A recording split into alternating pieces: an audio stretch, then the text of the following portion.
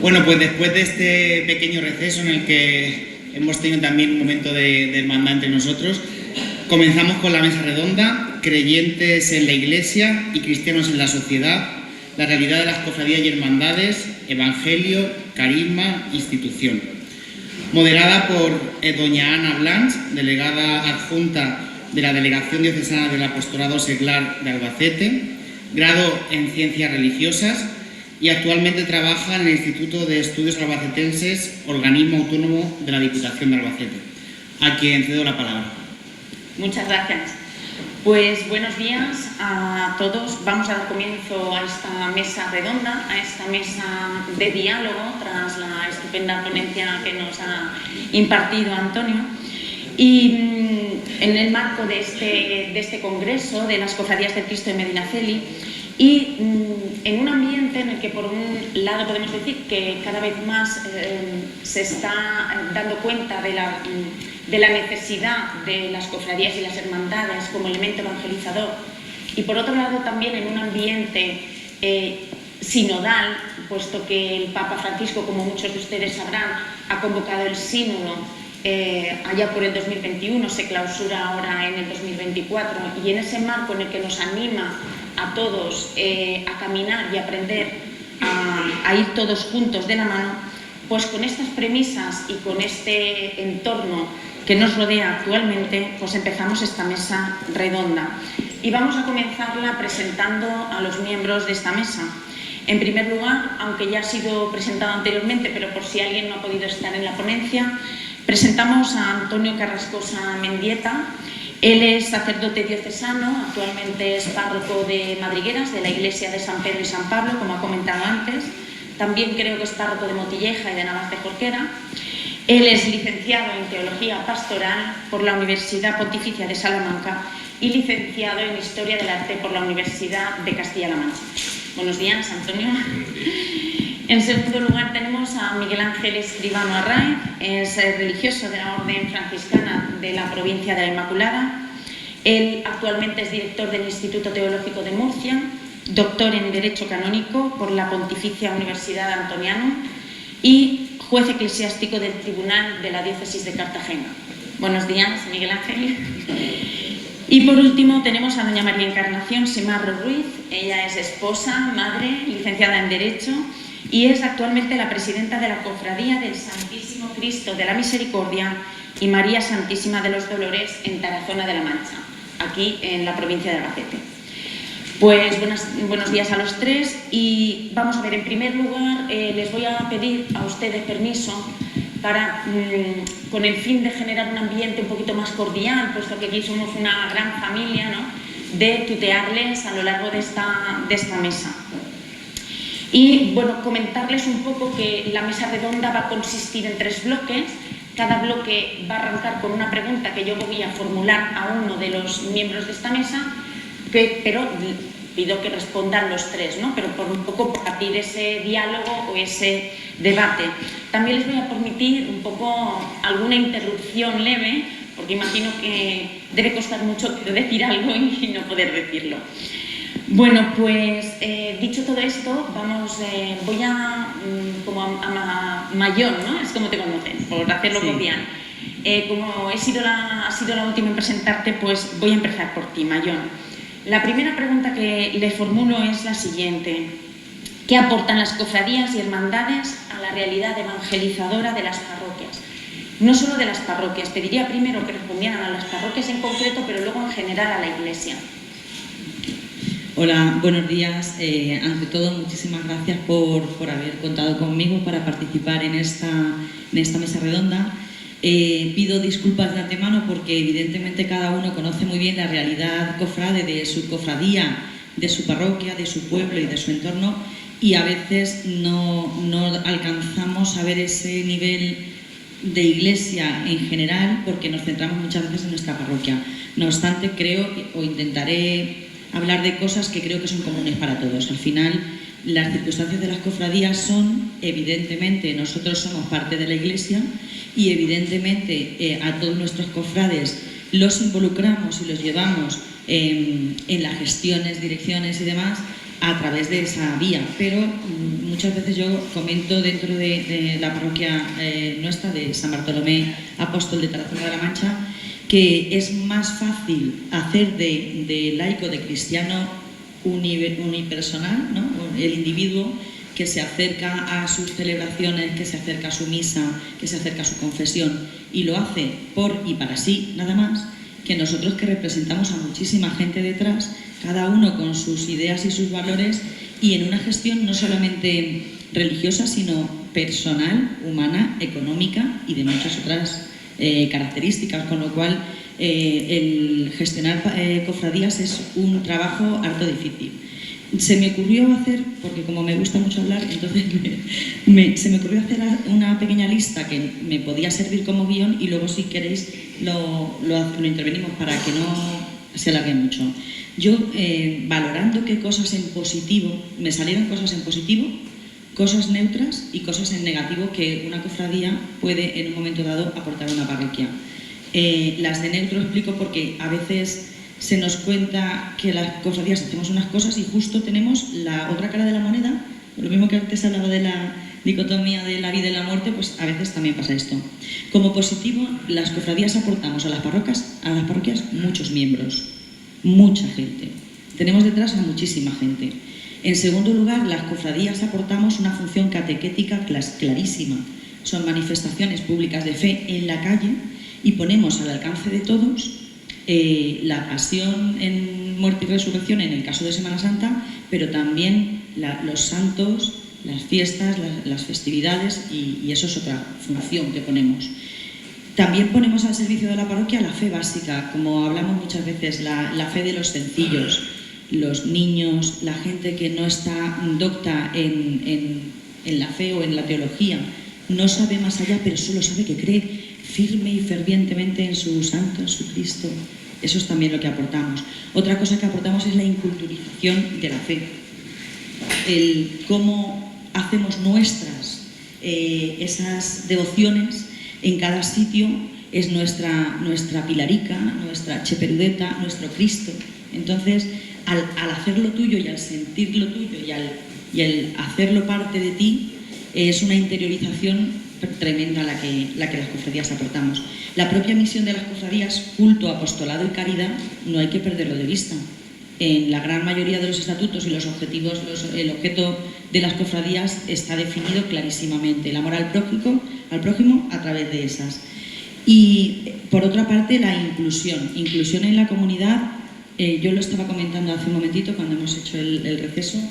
Creo que una de las cosas más buenas que se está haciendo últimamente en la diócesis de Albacete, por lo que estaba hablando antes con Miguel Ángel, también en la de Murcia también se está haciendo, es la integración de las cofradías como a través de la aprobación de los estatutos canónicos y el ingreso en el registro de entidades religiosas, una integración de facto, una integración jurídica, una integración que une la realidad con lo que queremos y con lo que nos sentimos dentro de la Iglesia y el que no se sienta que se vaya poniendo a ello.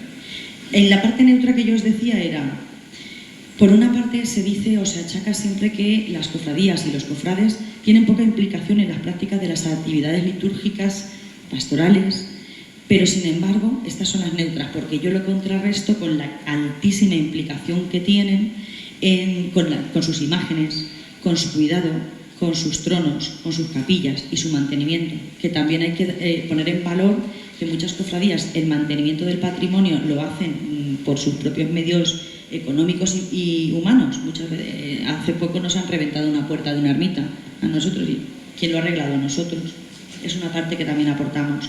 Por otra parte, el número es uno de los factores que yo daba en positivo, pero la crítica es el que conlleva muchas veces detrás. Tenemos muchos cofrades que son muy críticos con la institución, muy críticos. Y esa parte, pues, es de lógica aceptarla y abrazarla, abrir puertas y ventanas, como nos dice el Papa Francisco, y abrirnos a esa crítica, exponernos a ella, y en algún momento es una gran oportunidad para evangelizar y para convencer, porque si están ahí, no son ni ateos ni agnósticos que no quieran saber nada. Por algo han venido. Otra neutra es que, ya paso al último paso hay gente realmente dentro de las cofradías que todo el mundo nos preguntamos, ¿y qué hace aquí? Porque esta persona no solo no cree, a veces incluso habla mal y a veces incluso mete cizaña y todo el rato perturban, son dañinos. A ver, los estatutos, la gran mayoría recoge que si se denigra gravemente a algún otro miembro cofrade o a la junta o a la parroquia es una de las causas de expulsión, pero sin llegar a esos niveles. Hay gente molesta simplemente, o los peleones, los guerreros estos que siempre están con el no por delante y las malas caras, o los comentarios, esos también los tenemos y los sufrimos, pero al mismo tiempo ahí está nuestra fe para decir, yo no soy más que Dios, no puedo interpretar, no lo sé, los caminos del Señor son inescrutables. Si ha venido hasta aquí, por algo será. En lo negativo, y no quiero extenderme mucho para que participemos todos, en lo negativo es, por ejemplo, la falta de integración en los consejos pastorales. Yo ahí aprovecho precisamente hoy para reivindicar el que creo que deberíamos, una vez ya integrados, ya con todos nuestros aspectos formales, deberíamos formar parte del consejo pastoral. La falta de comunicación que muchas veces ocurre con nuestros conciliarios o con la parroquia, cuando hay sedes compartidas, eso lleva a muchos problemas. También el confundir a la gente, porque una cosa es que se incorporen a la iglesia y otra cosa es que de repente sean corderetes. Nuestros párrocos, nuestros sacerdotes, nuestros conciliarios son pastores. Es que el ganado somos muy complicados de manejar.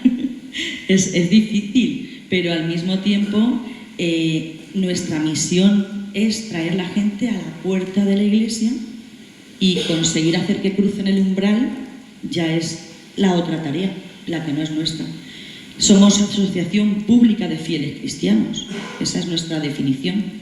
Asociación pública, entra todo el mundo que sea cristiano y esté bautizado, pero no podemos ponerle un filtro a la entrada, y es cierto que eso da mucho miedo. Y también es cierto que tenemos autogobierno y capacidad económica autónoma, con lo cual a veces lo que da miedo no gusta, por desconocimiento muchas veces. Un compañero de la junta mía me dice, no dejes de decir eso que digo yo siempre. Digo, venga, lo voy a decir. Esto es una trituradora de personas. Porque es muy difícil que la gente en una cofradía permanezca muchos años sin que a nivel personal, ya hasta emocional, te suponga un desgaste. Y hay que tratar de procurar que todas las cuestiones solucionables se solucionen antes de llegar a ese desgaste tan exagerado, porque si no hay gente que de estar dentro, corre el gravísimo riesgo de alejarse por haber quedado harto, aburrido, agotado y gastado. Entonces, y ya por último, ya os dejo, notamos una cosa. Antes, hablando con José Miguel, decíamos, si es que es la voz de la nueva evangelización. El Concilio Vaticano II decía en algún momento, me lo apunté yo por aquí, que esto era custodiar y promover la fe de los sencillos, la tarea del cuidado de las cofradías en este caso, bueno, y de algunos otros movimientos laicos y de muchas de esta participación. Pero si ahora nos hemos dado cuenta que tenemos mucha voz y mucha gente detrás, lo que detectamos dentro de las cofradías es que nos está costando encontrar el relevo generacional. Nos está costando mucho. La gente mayor que yo eran los anteriores directivos, la gente de mi edad, mediana edad, somos los actuales directivos. ¿Y dónde están los jóvenes? Nos cuesta mucho encontrarlos. Pero es que vas a las iglesias y en las misas también pasa, que la gente joven tenemos ahí un hueco generacional complicado de encontrar, y es otro de los problemas que pongo encima de la mesa. Muchas gracias, Mayor. Si quieren aportar el resto de los miembros. Bueno, yo sí quería decir una cosa en torno a lo que después lo iremos hablando, pero mucho de lo que ha dicho es un problema de la base de la cofradía. Pienso que la base de la cofradía, lo iba a decir también, es por qué las cofradías y hermandades están dentro de la iglesia, y entonces la diócesis tiene que dar respuesta también a lo que la cofradía es. Y la base, como digo, son los estatutos. Los estatutos son fundamentales en una cofradía. Si no tenemos los estatutos bien puestos, no vamos a ningún sitio. Entonces, cuando he aparcado en el parking, he subido en el ascensor con los de Herencia, de Ciudad Real. Bueno, lo primero que tengo que decir es gracias porque me hayan invitado a participar aquí, porque a los de Derecho Canónico se nos invita cuando la cofradía está ardiendo, entonces se nos llama. Si no arde, llamamos que nos hablen de películas, que nos hablen de espiritualidad, pero hasta que no arde esto no sale. Y por eso, pues yo estoy aquí, pues bien, ¿sí? Creo que estoy en la silla para caerme, para presentarme. ¿Por qué digo lo de herencia? Porque nosotros, los franciscanos, en una comunidad que tenemos en Ciudad Real, había una cofradía y nos mandaron, vamos a hacer los estatutos de la nueva cofradía. Y me mandan el modelo que tiene la diócesis de Ciudad Real sobre estatutos. A partir, si esa es la base, todos los estatutos de Ciudad Real, sean lo que sean, están mal hechos. ¿Por qué? Porque no es lo mismo la cofradía del Cristo de Medina Feliz que de la Nuestra Señora de la Soledad. No es igual, no puede ser igual. Que sí, que tiene una sede social, que tienen unos hermanos que pagan una cuota, que si no pagan la cuota no procesionan. Mire usted, no es lo mismo. Entonces cada uno tiene que tener unos derechos y obligaciones en función de lo que son. Y lo que van a dar a la Iglesia, no lo dan económicamente, sino como creyentes. Lo que dan a la Iglesia y lo que dan a la sociedad. Porque la cofradía no cambia solamente a la Iglesia, sino cambia la sociedad. No olvidemos por qué nacen las cofradías. Las cofradías nacen porque la gente quiere cambiar la forma de vida que había en los ámbitos sociales. Por eso nace una cofradía, no hace 2 días, que esto viene de muy atrás. Entonces, eso, los estatutos, fundamental, tener eso bien hecho y mostrar ahí lo que se va a hacer en esa cofradía. ¿Qué sucederá si desaparece? ¿De quién son las imágenes? ¿Quién cuida las imágenes? Tuvimos un problema en Murcia y yo pongo ejemplos y si tú me dices que me callo, me callo. No, yo déjame que... Tuvimos un caso en Murcia que me llamaron porque estaba ardiendo, claro. Y entonces la otra parte de esa cofradía tenía otro canal. Y decía, no, perdón, la otra parte no. Había el fuego y el delegado de cofradía de Murcia decía, es que esto no me gusta, los estatutos. ¿Quién aprueba los estatutos de una cofradía? Lo saben ustedes mejor que yo, que no pertenezco a ninguna cofradía. La diócesis, ¿no? La diócesis. Si a usted no le gusta, ustedes los han aprobado. Léanlos, comprueben que son distintos y comprueben que eso está, y si está permitido, lo pueden hacer. Nos guste o no nos guste. Eso es así. Entonces, lo primero que hay que hacer es leer y ver qué ponen los estatutos. Y segundo, saber, esa es otra que falla mucho, cuando decía que es que si se estropea una imagen, la arreglamos nosotros. No, la arregla la autoridad, que es la diócesis, no nosotros. Porque si no salen los arreglos de imágenes que hemos visto en la prensa y que eso hay que tener cuidado. No. La última que puede arreglar o restaurar una imagen es la diócesis, no es la cofradía. No vayamos a equivocarnos, porque ese es patrimonio. Y después, en lo que no estoy de acuerdo, es que las cofradías llevan a la gente a la puerta y después si quieren pasan o no pasan en la iglesia. No. O pasan con parte de la cofradía, o si no, ni es cofradía, ni es iglesia, ni es nada. La gente tiene que entrar y tú tienes que invitar a la gente a entrar. No dejéis al sacerdote para que él sea el que los invite. No. Yo vivo en mi cofradía, yo creo y soy devoto de mi Cristo y yo me entrego a los demás en la acción social y vivo mi fe en la iglesia. Sí, yo en eso estoy de acuerdo y además es lo que vivimos, pero es que claro, quizá el tratar de ampliar las cosas es un poco el recoger el sentir popular. En las juntas de cofradías, no en todas, en la de mi pueblo, en la de Tarazona sí que, porque somos pocos, estamos las 4 representadas, eso se dice muchísimo, nosotros los traemos hasta la puerta. En la nuestra en concreto hay una cuestión, porque culto es culto, no es procesionar y ya, culto es todo. Nosotros tenemos novenarios, trabajamos mucho con los jóvenes, preparamos misas para ellos, o sea, también todo eso consensuado, por lo que estábamos hablando antes, dentro de la labor pastoral, que se consensúe cómo se hace que un día prepare una cofradía, le toca la responsabilidad de las lecturas o de más o menos hacer... Maya, me vas a disculpar, pero es que como veo que os estáis yendo más a la problemática más que a lo que aportan, si os parece bien que conteste Antonio o Miguel Ángel si hay algo lo que consideran que aporta y entramos de lleno en la segunda pregunta, que es las problemáticas que suscitan, que os habéis metido, veo que de lleno, ¿no? Entonces, Miguel Ángel, ¿qué aportan a las cofradías? ¿Hay algo que aporten? Mucho.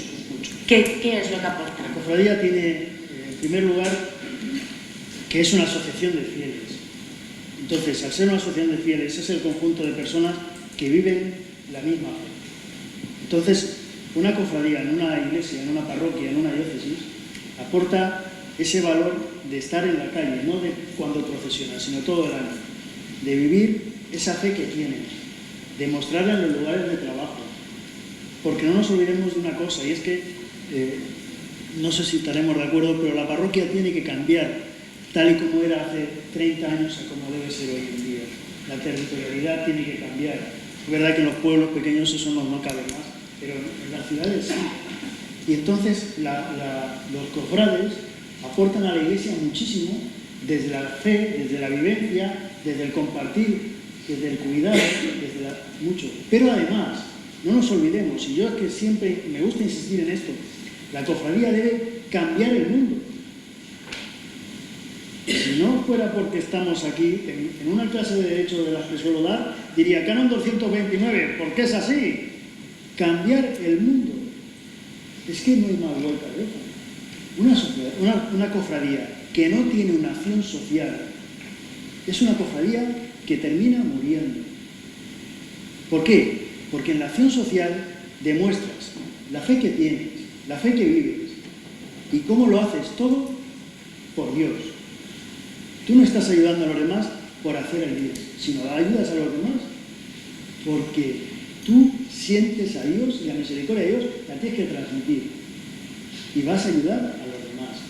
Toda cofradía tiene que tener una acción social, más o menos grande, no son todas iguales, no son los mismos pueblos, no pueden ser igual, hay pueblos más grandes, más chicos, pero hacer esa obra social no podemos perderla. ¿Por qué? Porque el laico tiene que estar en el mundo y mostrar en el mundo su fe y ayudando, que hoy se necesita mucho. Dos cosas fundamentales, ayudar en la iglesia y ayudar en el mundo, y eso lo hacen las cofradías. Si no, eso es lo más importante que tiene una cofradía, antes de la devoción al Cristo Mediacenio. Recuerdo al olor de madera, pero yo lo recuerdo en mi iglesia de franciscanos siempre al Cristo Mediacenio, no vamos a olvidarlo. Muy bien. Bueno, yo creo que se ha dicho así ya mucho y para aportar así un poquitín de... Claro, los canonistas son canonistas, no pueden dejar de seguir, eso es verdad. Lo digo porque vamos a ver por dónde quería... ¿Qué aportan? A lo mejor estoy en un nivel así, pero yo creo que también es muy práctico, a lo mejor un nivel muy teórico. Vamos a ver, le dan institucionalidad, le hacen institucional, visible, duradero a una devoción.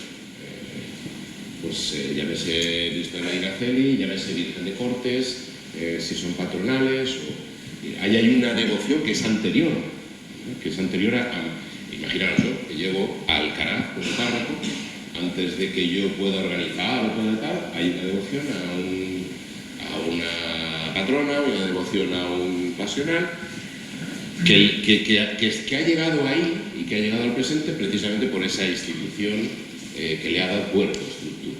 ¿Qué es lo que pasa? Aunque no me quiera meter en el tema de los problemas, pero también para luego... Ahora pues entraremos. Sí, pues que hay como un cierto choque de institucionalidad. Es decir, no hay una misma manera de comprender la institución en una cofradía que lo entendemos en una parroquia. Entonces, bueno, pues de ahí surge el conflicto. Y son institucionalidades, y por eso quería decirlo, y es bueno, legítimas ambas.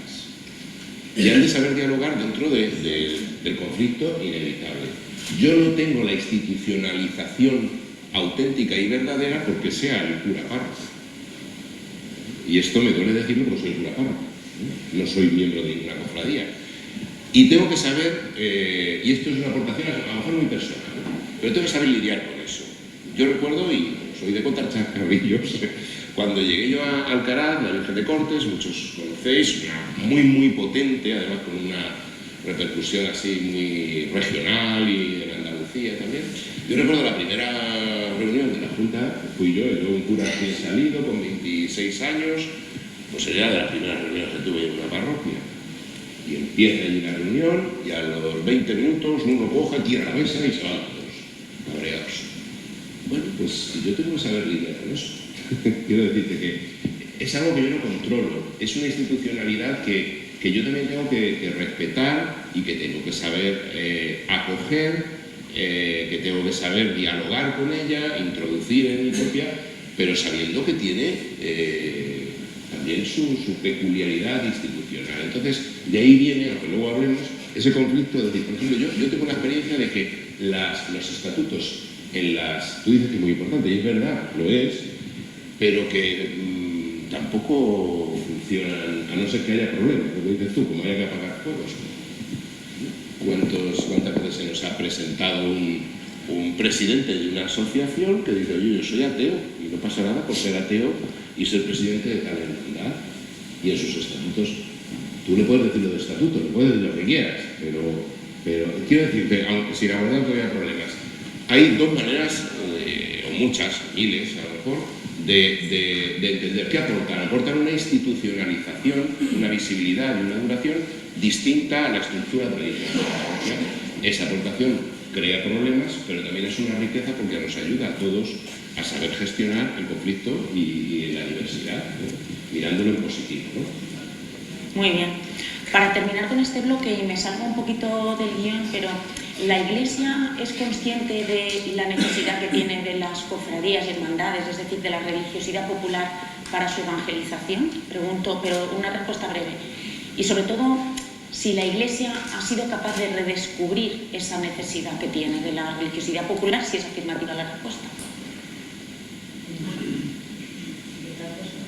Sí, no lo sé.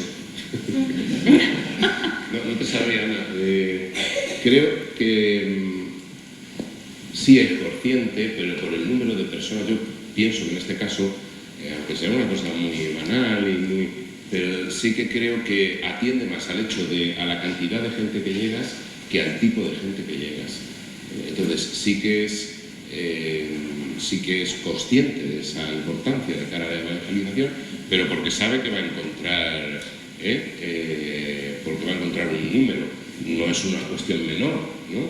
Y también va a encontrar una cierta disponibilidad, ¿no? Cuando tú sabes que te estás dirigiendo en un acto popular o de religiosidad popular a miles de personas, pues sabes que...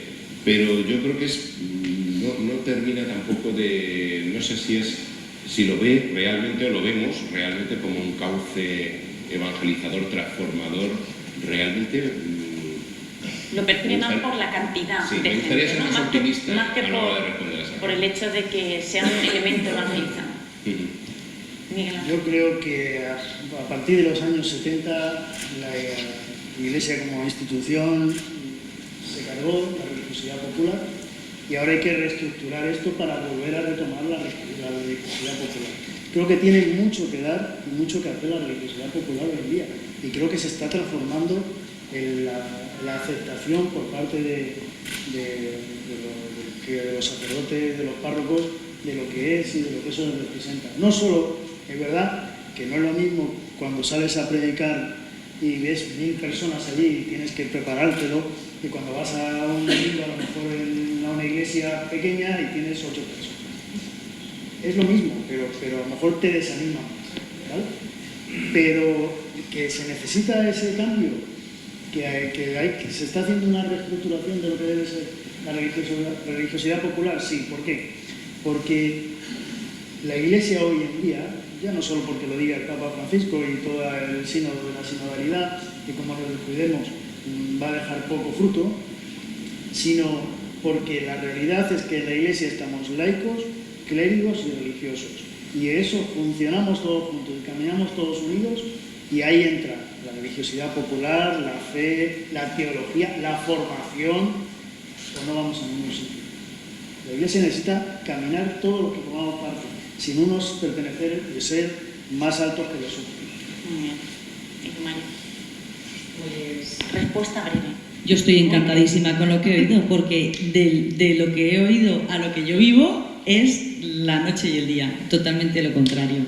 En los últimos años sí es cierto que se están dando pasos y yo los estoy viviendo, pero hemos pasado en una época muy denostada. Cristianos de segunda, estos no entran a la iglesia y sí, lo que estamos diciendo, la gente luego ya es libre de hacer una cosa o la otra, pero convocarlos los convocamos.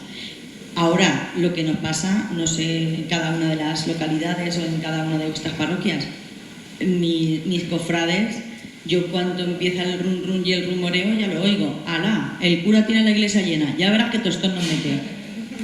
Es que a veces se aprovecha a evangelizar en ese momento y a evangelizar además desde el punto de lo de la asertividad, no lo conocemos, ¿eh? Lo primero, madre mía, qué escándalo tenéis, porque llevéis el hábito, porque llevéis colgada la medallita y venga a tirarnos coces. No queremos tantas coces. Un poco de cariño. ¿Se puede evangelizar con cariño? Yo todos los días gestiono mi cofradía con cariño y anda que no me dan ganas de mandar gente a espigar, pero mucha. Pero lo tienes que hacer con cariño, porque si no lo haces con cariño, lo haces una vez, dos, pero a la tercera no te viene nadie. Entonces, esa parte que nosotros llevamos años, la gente de las juntas directivas trabajándonos, de conseguir que unos con otros, con los de arriba, con los de abajo, con los de la calle tal, los de la barria, no sé qué, que por qué habéis recortado la procesión que no pasa por mi puerta. Todo eso que ya lidiamos nosotros cuando llegamos a la parroquia. Lo que ha dicho Antonio, me encanta. Dos institucionalidades, primera vez que lo oigo. No, los de la cofradía es que esos, los de la cofradía nada. Tenemos que pasar a un segundo bloque y puesto que ya habéis empezado a decir las problemáticas, voy a dirigir la pregunta a Miguel Ángel y más en concreto por ser doctor en Derecho Canónico y por continuar un poco como habéis empezado ya hablando de las dificultades. Desde un punto de vista institucional y canónico, las problemáticas que suscitan las cofradías, ¿cuáles son? Tanto a nivel parroquial como a nivel general en la Iglesia. Y tenemos que ir acotando un poco por cuestión de tiempo, no porque yo quisiera, ¿eh? La problemática básica es que no se crean parte de la iglesia, no forman parte de la realidad de la parroquia, entonces ahí viene el problema. Me parece muy bien que seamos muy modernos y muy abiertos, pero ¿cómo va a ser un ateo presidente de una cofradía? No, que de verdad.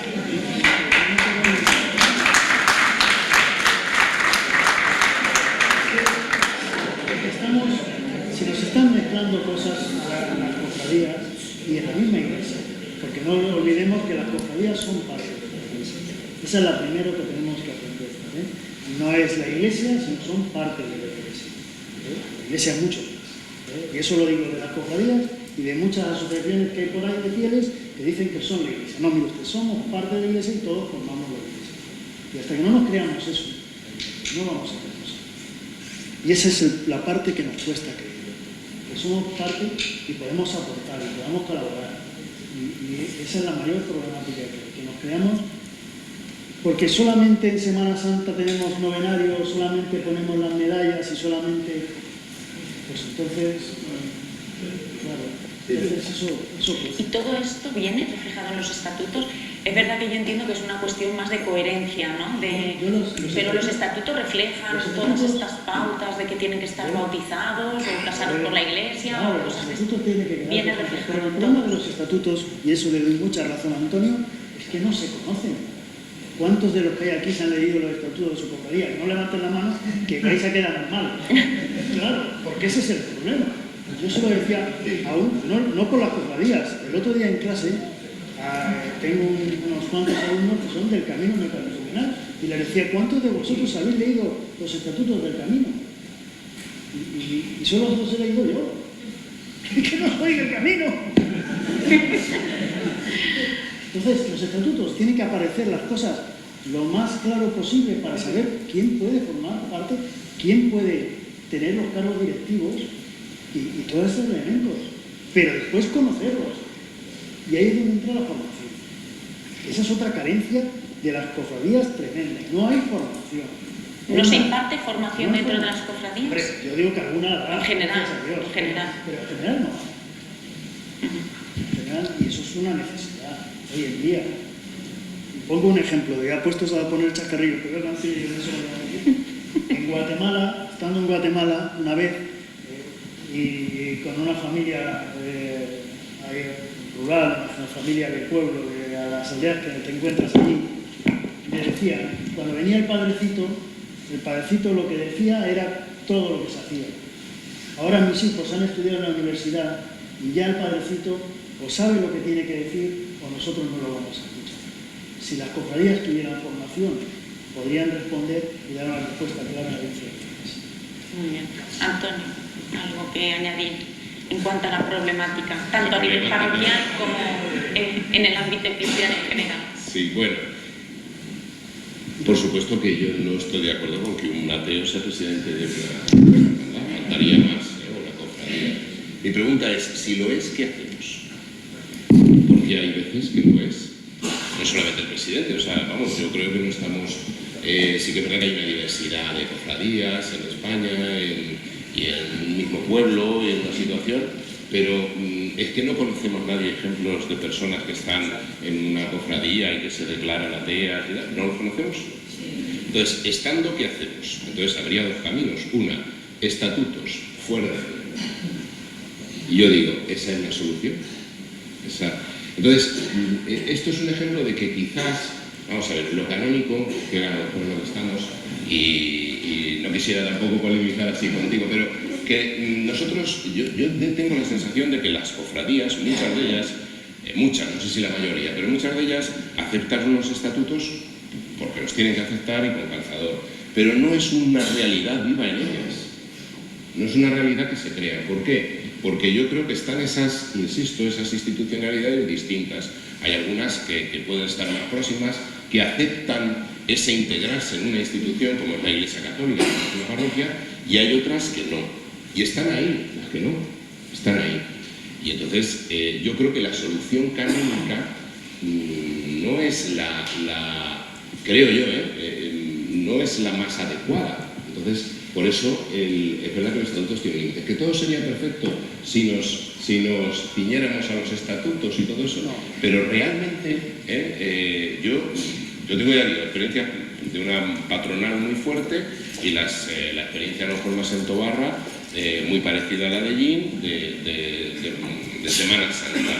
Realmente los estatutos, pues, no son, creo yo, a lo mejor me estoy equivocando, estoy haciendo análisis. ¿Por qué hay ese conflicto? El conflicto no, a veces es una variedad y eso es lo que digo yo, podemos dialogar, pero si nosotros queremos institucionalizar como si fuera una parroquia y como si fuera la Iglesia Católica una hermandad, pues puede ser que tengamos conflicto. Y ante ese conflicto, es lo que yo digo, realmente podemos responder con un conflicto abierto sacando el código o con un diálogo, con una... pues tienes que también aceptar. Esa es lo que yo quiero decir. No tenemos la misma visión y no seamos ingenuos, no tenemos la misma visión. Yo como párroco, como obispo, como delegado de religiosidad popular, no tenemos la misma visión institucional que suelen tener. A lo mejor aquí muchas de las hermandades, de las cofradías que estáis, sí, pero hay muchas otras que no. Y entonces también tenemos que ver cuál es la aportación de esas que no. Yo en esa parte sí que es verdad, hablando al hilo de que el estatuto es la norma de la que todos partimos y por la que nos regimos, que es verdad que nadie se lee.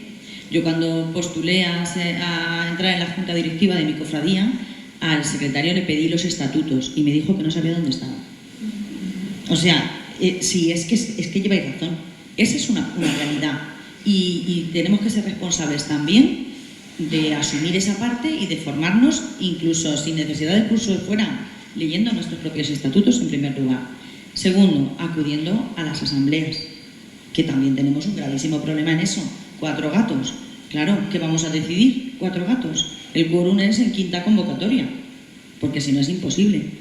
Entonces, partiendo de que estoy de acuerdo con vosotros en el tema de la formación, el tema de sentirnos parte, que antes decía Miguel Ángel, Si nosotros nos queremos sentir parte, en concreto mi cofradía tiene actividad todo el año, no es solo de Semana Santa, porque el Cristo celebra su día el 14 de septiembre y para nosotros esa es la Semana Grande, y la Virgen, que es al día siguiente, el día 15, pero como normalmente nos pillan en 3 semanas, lo derivamos al domingo siguiente. Entonces, hacemos actividades todo el año y como nos descuidemos, no nos han dejado ni el salón parroquial, no cuentan con nosotros, no aparecemos en la hoja dominical y búscate la vida. Cuando no me pongan una contraprogramación, que eso en mi parroquia pasa. Y yo ya estoy agotada, porque me traigo ponentes, preparo tal, lo monto todo, y lo preparo, y es más, mi conciliario, que está informado de todo, lo sabe desde el primer momento, como uno más. Y me encuentro contraprogramada esa semana otra cuestión. Entonces nos tenemos que creer parte ambas partes, los dos, nosotros y la parte de la parroquia. Entonces, eso por una parte. Por la otra, es cierto que las cofradías, entidades religiosas, que ya nos hemos constituido como entidades religiosas, debemos de mantener unos mínimos cánones y en lo de los estatutos yo me gustaría que se hiciera algún tipo de revisión, porque cuando nos tocó rehacer los estatutos, nosotros teníamos unos muy, bueno, no eran tan antiguos, eran del año 87, pero era un desastre absoluto, eran 3 hojas. Y sobre todo el cura decidió en ese momento repartir baraja, es que teníamos de todos, hemos pasado por los que así, por los que así y por los de así. Entonces, hemos vivido mucho ya. Entonces, los que aprietan te quieren tener controlado y hacer todo lo que tú digas, y si no, no se hace nada. Los que les da igual es genial, porque haces lo que te da la gana, lo que quieras, hasta que viene otro cura, y entonces te dice, ¿pero qué barbaridad hacéis? Por lo que nos habían dejado hacer. Y los que reparten baraja, nuestra junta directiva llegó a tener 24 miembros. 24, señores. No hablo de equipo de trabajo. 24 miembros de la junta directiva, vocales. Para tomar una decisión había que juntar 13 personas. 13 personas en el siglo XXI, con cada uno su vida y su obligación, su trabajo y su tal. Es que el quórum era dificilísimo de conseguir. ¿Por qué? Porque nos encomendó tareas que no nos correspondían. Todas las ermitas de todo el pueblo eran la responsabilidad de esta cofradía. ¿Por qué? Porque era la más grande del pueblo. ¿Por qué? Pues porque me gustaba que lo hiciera otro y luego yo ya, así eso, digo que está bien o mal. Es que nos ha pasado de todo. Entonces, sí me gustaría que de verdad cogiéramos toda la senda del sentirnos parte, pero que recorriéramos todos la mitad del camino. Porque esa parte del encuentro es necesario. Y para el encuentro, primero seguramente hay opiniones distintas, después diálogo y luego una solución. Un largo camino, ¿no? Muy bien. Bueno, pues cerramos este segundo bloque, pasamos al tercero y último. Como has sido el último en presentarte, el primero, perdón, te he dejado para el final, Antonio. Y un poco porque creo que la pregunta hace un poco de alusión a la ponencia que tú has impartido hace un rato. ¿De qué forma la espiritualidad cofrade es una oportunidad para estimular la fe, la experiencia de la fe dentro de las propias cofradías? Y voy un poco más allá. ¿Estimula esa experiencia de fe, ese tipo de espiritualidad, o tal vez corre el riesgo de poder distorsionarla un poco? Aquí vengo, a ver si puedo ordenar un poquito las ideas. Vengo a decir algo parecido en el tema de la institucionalidad. Hay dos maneras, o hay muchas maneras de concebir cómo es una institución religiosa, y eso crea a veces ese conflicto. Depende de lo que entendemos por fe y por religiosidad, ¿no? Es decir, realmente hay una religiosidad muy profunda, muy arraigada en el ser humano, relacionada con lo que he dicho yo antes, y que tiene mucho que ver a lo mejor con cuestiones, yo creo, permitirme, identitarias, ¿no? De decir, pues yo me siento de este pueblo, son cuestiones tradicionales, son cosas que se llevan haciendo durante muchos años, la gente responde a ellas, pues esa parte más de identidad, de sentirte de este pueblo, o de sentirte de esta familia, o de sentirte relacionado con tu padre que ya no vive, o con tu abuelo. Todas esas cuestiones que yo creo que sí que son religiosas, o que se le podría dar una denominación de religiosidad, pues es verdad que la religiosidad popular y las imágenes son capaces de ayudarnos mucho a eso.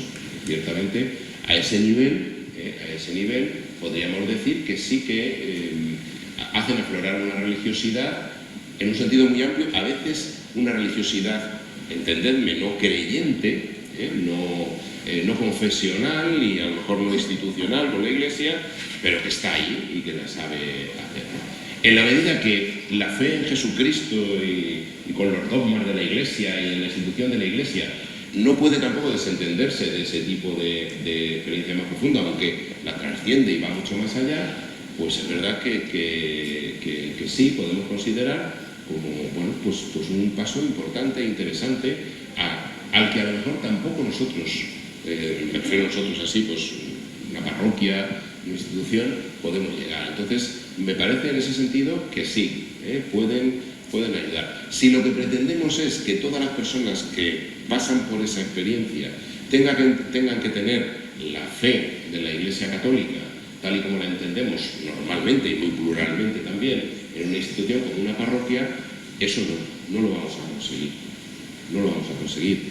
Insisto, me gustaría ser mucho más optimista en esto, pero creo que ese paso no lo vamos a conseguir. Que habrá gente realmente que yo esto de entrar a la puerta de la iglesia lo considero de una manera muy simbólica, ¿no?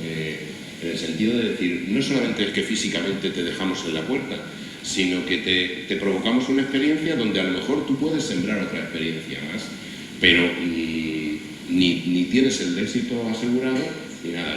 En esto hay una imagen que conocemos también, la del atrio de los gentiles, ¿no? En lugar del templo de Jerusalén, donde solamente podían entrar los gentiles, en Santa ya más adentro no. Pues es verdad que la religiosidad popular es un atrio de los gentiles, es un lugar donde se introduce mucha gente que se abre a una experiencia religiosa, quizá no confesional, y esos poros abiertos pueden ayudar, pero no siempre.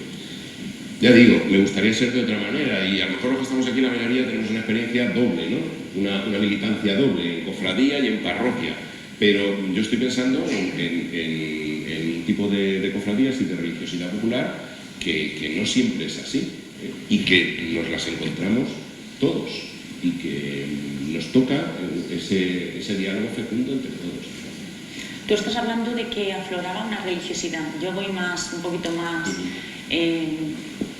profundizar un poco más. Es decir, ¿se permite la evangelización con esa...? Pues yo creo que sí. Y sobre todo una cosa, como experto en historia del arte, ¿no? Las imágenes, esa belleza que tienen las imágenes, o el olor a madera que tú comentabas en tu ponencia, todo lo que envuelve lo que es pues los pasos, las procesiones y demás, o sea, todo lo que se percibe a través de los sentidos es un cauce. ¿Los sentidos se convierten en un cauce para evangelizar? ¿Llegas a evangelizar con todos esos elementos? Yo creo, vamos a ver... ¿O simplemente se queda en esa religiosidad, pero no se llega más allá? Creo que abre, lo que decía, a lo mejor nos abre los poros de mucha gente que de otra manera no los abriría. No se abrirían. Nosotros tenemos una trayectoria, a lo mejor eclesial, de otro tipo de permanencia, de fe y tal, pero hay mucha gente que no se le abrirían esa sensibilidad religiosa, que yo creo que es religiosa, aunque no confesional o creyente, y que está ahí y que puede permitir esa evangelización, pero automáticamente no. Lo que yo creo que también es verdad que nosotros tenemos que ser sensibles a lo que se ha abierto y a lo que no se ha abierto en esos foros. Es decir, yo no puedo pretender que una persona, por el simple hecho de que vaya a besar la imagen el viernes 1 de marzo, yo ahí ya pueda decirle todo y pueda exigirle todo. He de saber respetar el nivel de apertura religiosa que hay en esa persona en ese momento. No querer precipitar o acelerar, creo yo, en eso. Ya digo, es que depende, a lo mejor nosotros estamos hablando, y creo que en el auditorio también estamos hablando de una experiencia donde nuestra fe, la mayoría, es más madura, pero a veces estamos hablando de cofradías donde pues abiertamente te pueden decir, bueno, ¿quiénes no hemos oído eso de que, mira, yo no creo en Dios, pero yo la Virgen de la Macarena, no me la... ahí hay una experiencia religiosa que no merece ser despreciada ni tampoco totalmente colonizada con mi propia experiencia de fe. Muy bien.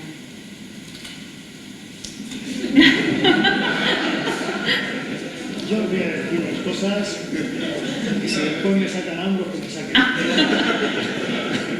Pero, verás, la espiritualidad y la fe de una persona en una cofradía se muestra acercándote, viviendo, sintiendo esa imagen a la que tienes devoción. Esa fe que tú tienes, que no será una fe teológica, ni será una fe grandiosa, esa fe es la que tú vives y a la que a ti te hace acercarte a esa imagen, ¿vale? Juan Pablo II decía en Amor y Leticia que no se puede exigir a la gente el grado de fe para ver si pueden celebrar un sacramento o no, porque el grado de fe que tenga la persona tú no puedes examinarlo, y si una persona tiene fe a la Virgen de la Soledad, ya hay un rescoldo que tú tienes que después animarte a remover. El atrio de los gentiles no es que los gentiles vengan a decirte lo que tú tienes que hacer, no, es el lugar donde la cofradía tiene que salir a mostrar su espiritualidad. A esa gente que está en el atrio de los gentiles, ¿por qué? Porque la fe que tenemos, no se nos olvide, no es una fe teórica, no es una fe de sentimientos, es una fe de testimonio. Si tú no testimonias tu fe, cuando un joven te pregunta, ¿qué es la fe? La fe es lo que vives. La fe es lo que tú muestras. Tú muestras el amor al Cristo de Medinaceli, muéstralo en los demás. Muéstralo cómo tú lo llevas a ese testimonio. Ese es el que llega. Por eso, que vengan todos y que nos digan lo que tenemos. No. Yo tengo claro lo que yo tengo que hacer. Y yo tengo claro lo que soy. No en un grado teológico, sino en un grado de fe, de poros abiertos. Uno se pone a mirar al Cristo de Medinaceli, a la Virgen de la Piedad, a la Virgen del Rosario. Cuando tú te pones a mirarlos y a orar ante ellos, la teología queda al lado. Es lo que a ti te remueve. Lo que tus padres te han enseñado, que ahora hay un problema porque los padres no enseñan nada, pero cuando enseñaban, eso es lo que están mostrando. Esa es la espiritualidad que hay que vivir. Es decir, no decir qué espiritualidad hay que tener, no. Respetar la espiritualidad, por eso la religiosidad popular es tan inmensa y es tan rica. Respeta esa religiosidad, pero anímalo a formarse, anímale a que le dé un cuerpo y sobre todo anímalo a salir a dar el testimonio, a que dé ese testimonio. Y luego, por supuesto, y eso lo digo yo, y el que me diga lo contrario, miente como un cosal. Los estatutos no solucionan los problemas, Aquí, por mucho que tengamos los más perfectos, tú no solucionas los problemas. Pero es que el Código de Derecho Canónico tampoco, Tampoco soluciona ningún problema. Porque al final tú tratas con personas y cada una son distintas. Va a ser igual herencia que Ellín o que Murcia. Pero es distinto. Eso por no irme arribado. No tiene nada que ver con los de Murcia. Nada. Si acaso, algunos que se nos pega el acento, oye, y ya está. No esperes más, Esto es así. Nos guste o no nos guste. Muy bien, Mayor. Pues brevemente, yo la parte que más mundana, porque es lo que estábamos diciendo, independientemente de lo que estamos hablando, de habiendo quedado claro el tema de que si las cofradías estamos en entidad religiosa o las otras cofradías que siguen siendo asociaciones con su CIFG y tal, y también es que es de respetar, al final no son lo mismo ni deben ser tratadas de la misma manera, al menos eso opino yo, porque ellos tampoco demuestran esa parte del camino que teníamos que recorrer, no llegan. Pero yo, hablando de la espiritualidad, solo os quiero poner 2 ejemplos que han pasado en mi cofradía este año. Entonces, para que veamos si eso es espiritualidad o no. Tenemos el caso de entrando los chiquillos a la iglesia el domingo, porque el domingo de Resurrección, como nos llovió en toda España y aquello fue un desastre absoluto de procesiones y demás, enseguida, suspenderla, venga, va, mandar a la gente a la casa. No vamos a mandar a la gente a la casa, no quisimos suspender. Nos llevamos, bueno, nosotros sí que salimos a hombros, pero bien, Llegó todo el mundo. Al que no venía vestido lo mandamos a vestirse. Vuelve y tráete el hábito. ¿Cómo? Pero si no vamos a salir, da igual, ponte el hábito. A los chiquillos que tenemos de comunión de este año, vestidos de la banda, a tu casa por el traje. Bueno, hubo carreras, nos coronamos. Ese día nos coronamos. Con todo el mundo allí dentro dijimos, hablamos con nuestro conciliario, párroco además de la iglesia, ¿cómo lo hacemos? ¿Podemos hacer un encuentro dentro? El encuentro entre la Virgen y el Resucita. Venga, sí lo podemos hacer. Cuando llegaban los más pequeñinos con la lengua de fuera y los veías venir vestidos y te daba una alegría, o sea que os habéis vestido. Sí, ya sabemos que no vamos a tocar, pero al Cristo no le podemos fallar. Y yo, mira, que aún me emociona. Esa parte, esa es la que tú ves que los chiquillos han calado. Y luego los veo haciendo cucos así, porque saben que cada vez que hacemos un certamen retiramos en el sagrario la reserva, ya van aprendiendo cosas. ¿Cómo?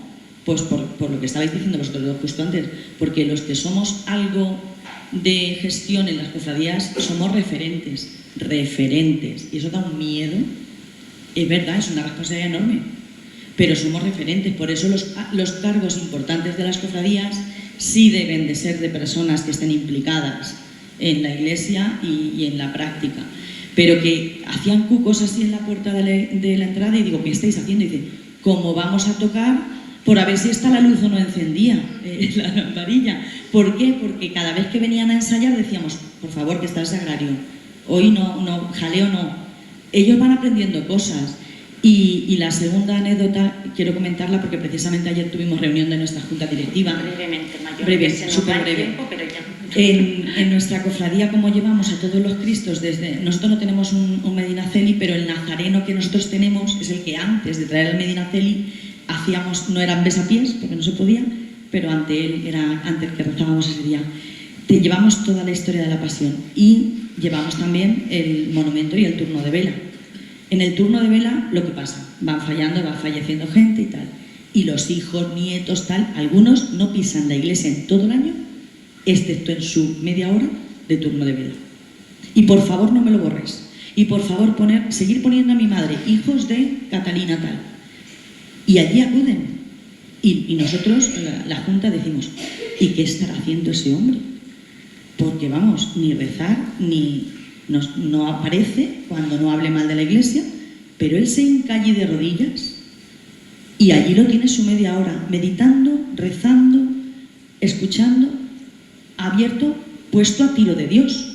Yo digo que está puesto a tiro de Dios.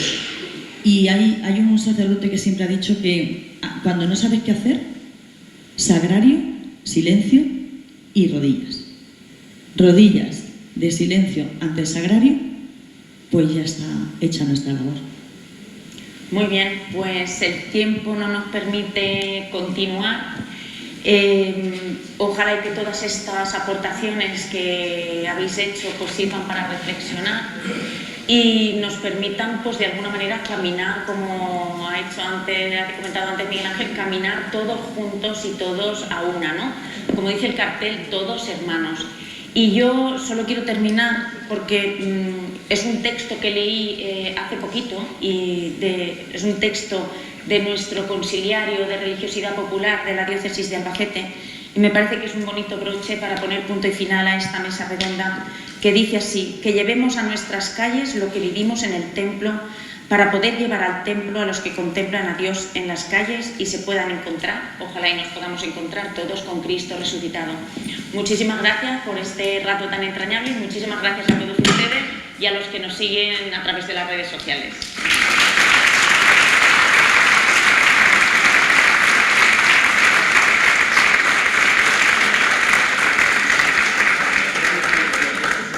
Muchas gracias por vuestras aportaciones, sin duda muy enriquecedoras y que nos han servido de mucho.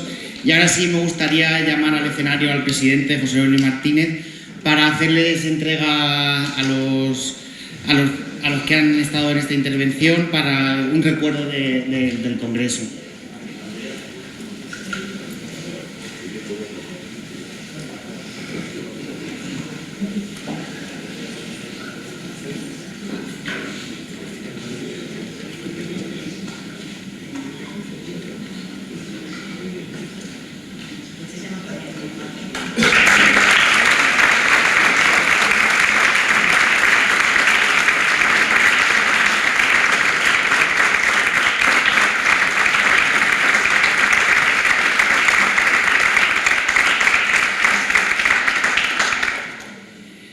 En estos momentos deberían ser presentadas las candidaturas para la celebración del 16 Congreso, pero al no haber recibido ninguna, vamos a analizar la visita a la iglesia de Nuestra Señora de la Asunción. Entonces, pues vamos saliendo y nos esperamos todos en la escalinata de la iglesia de la Asunción para hacer la visita.